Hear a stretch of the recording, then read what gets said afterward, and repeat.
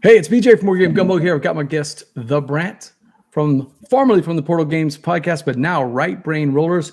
And the Brandt, you have played a game that I got to play, but I want to hear your thoughts. What do you think about Marrakesh?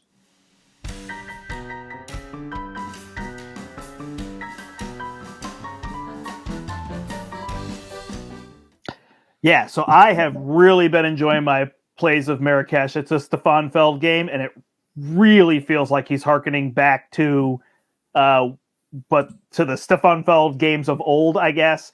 It is a classic point salad game. There's just so many decisions and things you can do.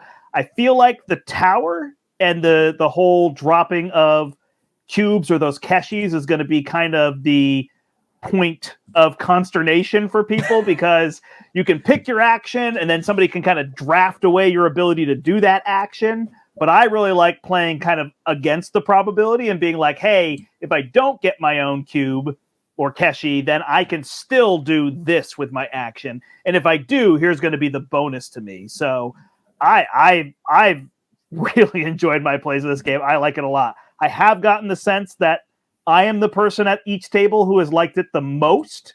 So That's always kind of I call those heralding games. I'm the one heralding the game when I'm teaching people and I'm enjoying it the most. And other people are like, I like it. I'd play it again, but I didn't find it amazing. And I'm like, oh, it's amazing, And so then those are tricky. Like, am I making people play games that they kind of like and I really like? I would tell you, I had a great teacher this game from Dre from New Orleans who came in and we actually streamed it on our Twitch channel, and I thought it was fantastic. I really like. I don't understand why the cube tower is so divisive, but I've heard people. Jake from the Board Boys was talking about the other day. It is just two rounds. Like I built up a whole turn, all based on one thing, and then only 12 cubes come out and my one cube gets stuck. It's like, but isn't that the way? I mean, there are Euro games that have random. Steve and I we're now 120 games of Castles of Burgundy, and there is randomness in Castles of Burgundy. You just have to try to mitigate it. And I think the red keshis, if I remember right, the red keshis are kind of that wild card, kind of that nugget that Stefan Feld always throws in to give you a chance, sort of like the workers in Castles of Burgundy. I think, or is that what they're called? Workers? They are workers, yeah. Yeah, workers that gives you a chance to manipulate the dice. The red keshi seems to be that nugget that lets you manipulate the way you're going to play your turn. Yeah, but in Castles of Burgundy, while maybe not every tile comes out, there's no place where a tile gets stuck. As part of the rules, it might come out. I know I put it in there if I put it in the tower, but if it doesn't come out because of an accident rather than luck. Have you ever rolled doubles 7 times during the Castles of Burgundy? I've seen it and laughed my fool head off when it happened to somebody else that we know. 7 times. 7 times I rolled doubles. One game I had where I had so many just bad draws, I had to pull workers, not because I needed to, because it was really my only move. Like 8 times I came out. But both of your dice did hit the table. One didn't get stuck in midair.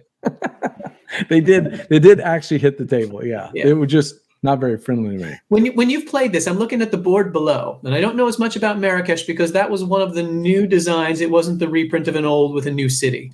Am I remembering that correctly? Correct. It's a new design. Yeah. This is a new design. Is the board that you're seeing at the bottom there with the different colored locations kind of like little mini Trajan games, a la, hearkening back to that, or what's going on down there? There's 7 mini games, and the Brandt probably remember them. There's 7 different mini games, even though some of the colors kind of duplicate. So the ones on the far right, that orange, yellow, and purple, they're not. They're all actually the same mini game. There's roughly 7 mini games. Do you remember what they're kind of about, the Brandt? Sure. So the colored ones are resources like oil and cloth, and I can't remember what the other one is, spices, I think. And you can trade them in at the souk, which is the blue tiles on the main board at the kind of in the lower left there on the main board. The upper left is the oasis. So you're unlocking oases, which tell you end game scoring for your particular board. And then you can kind of discover those by moving up to the top of the track to unlock bonuses. Very pick some to score. Yeah. So it gives you your own personal scoring, which I know is something like my wife and Brian, who runs our store, really liking games when they tell you this is what you should do, and then you go maximize it. The bottom right is I apologize, I can't remember the name, like the Moroccan name, but it's the like town center, and that is where like a festival is being performed. So you've got all sorts of entertainers, and that's where you can get, basically you can like pick the resources you really need. That's kind of this is what I'm going to need really bad.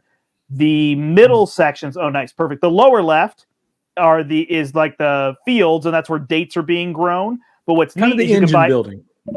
Yeah, you can buy upgrade tiles. So instead of harvesting dates, you could harvest water or even money. So that gives you some variability there. The white and the black tracks are the palace and the mosque, which is super cool. When you move up that, can you find the main board there for us?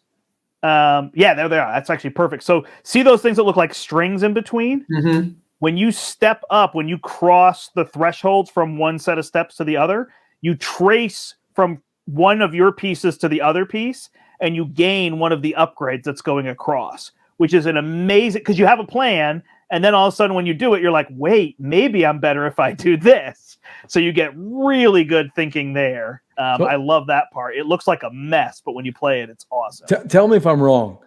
I think he started the game with this. Like, I think Stefan said so. He's sitting in his principal's office. He's like, oh, this is a kind of a cool mechanic. Now let me build the game around it. Yeah, I agree. It feels like it was something with string that got him there. And he thought, oh, as you step up these steps, you pick upgrades. I definitely agree with you there. I think that is the center of it all. The last thing you do is you can buy walls, which you'll see at the top there. And what's really cool about that is that can mitigate your things, because as you purchase the walls, which we're seeing there, you purchase a certain color, you get a keshi of that color from the supply. So, oh, that one didn't come out of the tower. Cool. I'll go buy a green wall, and now I get my green keshi that I'm looking for. And Mick says the key is getting those gates and moving up those tracks. There you go. He's right. You got it, Mick. So, Steve, what do you think? Now that you heard more of an in-depth explanation from the Brandt, what do you think? It's definitely worth a try. I enjoy my Felds. I enjoy point salad.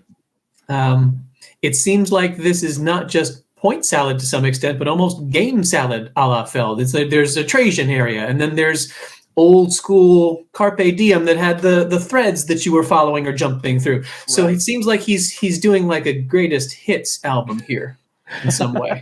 This feels very Feld, very, very Feld. But I gotta admit, I dug it. Okay. Like I would play if somebody said you want to play Trajan or Marrakesh, for me, I'm gonna go Marrakesh.